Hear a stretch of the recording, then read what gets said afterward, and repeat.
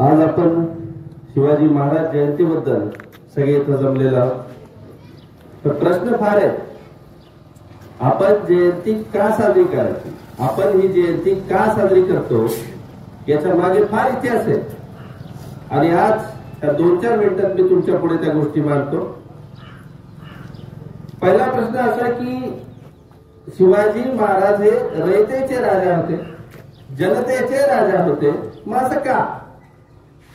या देशाच्या 5000 वर्षाच्या इतिहासामध्ये हजारो राजे होऊन गेले, पण त्याच्यापैकी या पूर्ण देशामध्ये महाराजांचं नाव पुढे काय हे आज आपल्याला कळतं.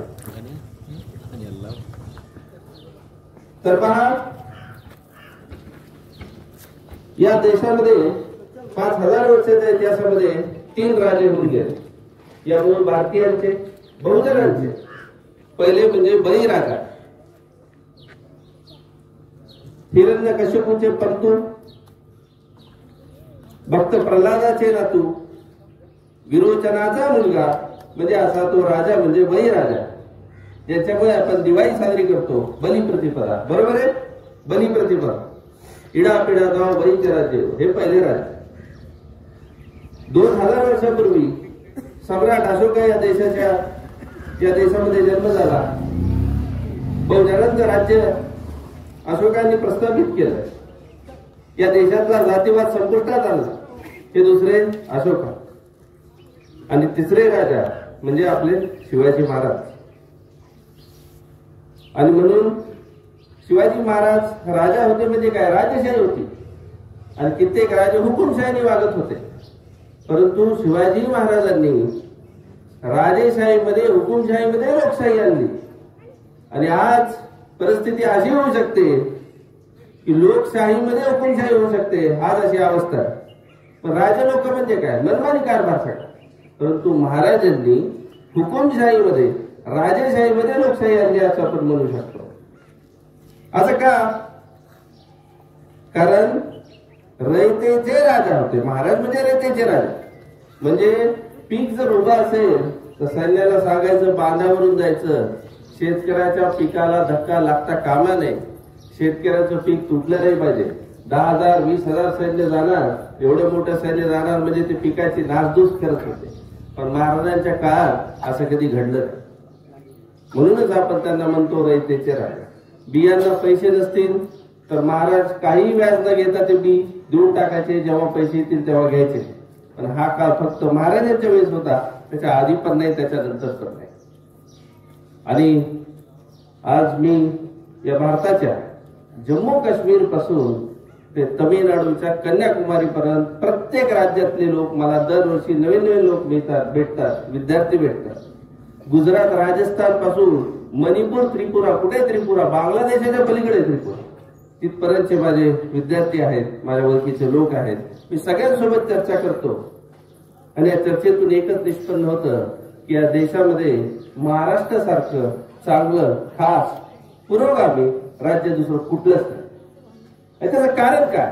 त्याचं कारण महाराष्ट्र ही संतांची भूमी आहे. ज्ञानेश्वर महाराजांना विसरून चालणार नाही. तुकाराम महाराज, शिवाजी महाराज, संभाजी महाराज, महात्मा फुले, शाहू महाराज, आंबेडकर, अण्णाभाऊ साठे आणि आता आपण दाभोळकरांचं नाव घेऊ शकतो. याच्यामुळे महाराष्ट्र हा पुरोगामी आहे. सगळा देश फिरला मी, सगळ्या राज्यातल्या लोकांना भेटलो. आणि याच्यामध्ये महत्वाची भूमिका ही महाराजांची आहे. कारण लढायला कधी जात नाही पाहिजे. देशाचा इतिहास प्रचंड घाणेरडा आहे. काही गोष्टी एवढ्या बेकार आहेत देशामध्ये. फक्त 10-12% क्षत्रियांनी लढायचं आणि बाकीच्यांनी काय करायचं, दुश्मनाचं सैन्य आलं तर फक्त बघत बसायचं. नाहीतर घरातून पळ काढायचा, कुठेतरी पळून जायचं. कोणाला तलवार चालवता येत नव्हती. फक्त 10% क्षत्रियांनीच लढाया खेळायच्या, त्यांनीच बलिदान द्यायचं. त्यांचे पोरं अनाथ होणार, हेच चालत आलं. परंतु 90% लोकांनी नुसतं पाहायचं, काहीच नाही. त्यांना तलवार चालवता येत नाही, कसलाच अधिकार नाही. तर हे शिवाजी महाराजांनी मागे टाकले. जात पीत न पाहता. म्हणून महाराष्ट्रात जातीवाद कमी आहे. काही जाती पाहिजे नाही, काय नाही. जो लढायला चांगला आहे तो त्यांचा मावळा आणि तो त्यांच्या सैन्यात. पण जात तर पाहिलीच नाही, धर्म सुद्धा कधी पाहिला नाही. म्हणून शिवाजी महाराज हे सेक्युलर होते. सेक्युलर सेक्युलर म्हणजे काय? धर्मनिरपेक्ष. धर्मनिरपेक्ष म्हणजे काय? कुठलाही धर्म बघायचा नाही, माणसाचा धर्म बघून निर्णय ठेवायचा नाही, कुठल्याही धर्माचा विरोध नाही, प्रत्येक धर्माबद्दल प्रत्येक जातीबद्दल आदर. म्हणून आम्ही म्हणतो की शिवाजी महाराज हे सेक्युलर राजा होते, धर्मनिरपेक्ष होते. म्हणजे जात नाही पाहिली, धर्म नाही पाहिला. आणि तुम्हाला सांगतो, माझ्याकडे एक चित्र आहे. एक मोहम्मद मीर नावाच्या मुसलमान माणसाने एक चित्र काढलं. त्या माणसाचा जन्म भारतात झाला म्हणून एकमेव शिवाजी महाराजांचं चित्र त्यांनी काढलेलं आहे आपल्याकडे. म्हणजे सध्या भारतात ते चित्र नाही, तर फ्रान्सची राजधानी पॅरिसमध्ये ते चित्र ठेवलेले आहे. तिथे शिवाजी महाराज आहेत आणि शिवाजी महाराजांचे मावळे त्याच्या भोवताली आहेत. तर त्या चित्रावरून आपल्याला लक्षात येतं की त्याच्यामध्ये किती मुस्लिम आहेत आणि किती हिंदू आहेत हे आपल्याला लक्षात येतं. त्याच्यावरून असं लक्षात येतं की मुस्लिम खूप सारे सैन्यात होते. मग मुस्लिम का राहिले सैन्यात?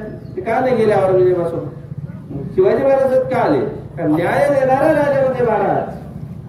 महाराजांची लोकशाही होती, हुकुमशाही नव्हती. औरंगजेबाची हुकुमशाही होती, पण महाराजांची लोकशाही होती. म्हणून मुस्लिम लोक सुद्धा शिवाजी महाराजांच्या सैन्यात होते. हा इतिहास जवळपास आपल्या सर्वांना माहित आहे. म्हणून शिवाजी महाराज हे रयतेचे राजा होते.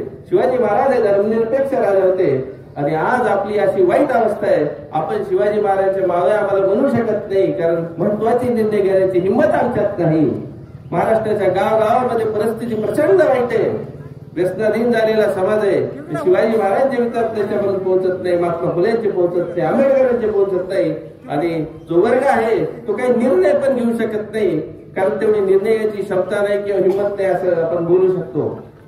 म्हणून आम्ही आज शिवाजी महाराजांचे मावळे मला आम्हाला कुठेतरी काही वाटलं पाहिजे.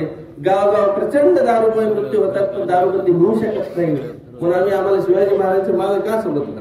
जीव दिला शिवाय नाही, जीव दिला महाराजांच आहे. माहित होतं त्यांना. जर मी महाराज होता माझा जीव लागला, पण महाराज वाचला पाहिजे, पोशिंदा जगला पाहिजे, आपण मेलो तरी चालेल म्हणून त्यांनी जीव दिला. मावळे जीव देऊ शकत होते, ते घाबरत नव्हते रयतेच्या राज्यासाठी, महाराजांसाठी. पण आजकालच्या काळात आपल्यासाठी ह्या अवघड गोष्टी झाल्या, म्हणून आम्ही स्वतःला मावळेबद्दल खूप अवघड झाले. ठीक आहे, एवढे बोलून मी माझे 2 शब्द संपवतो. मी आभारी आहे मला बोलण्यासाठी संधी दिल्याबद्दल. धन्यवाद सर.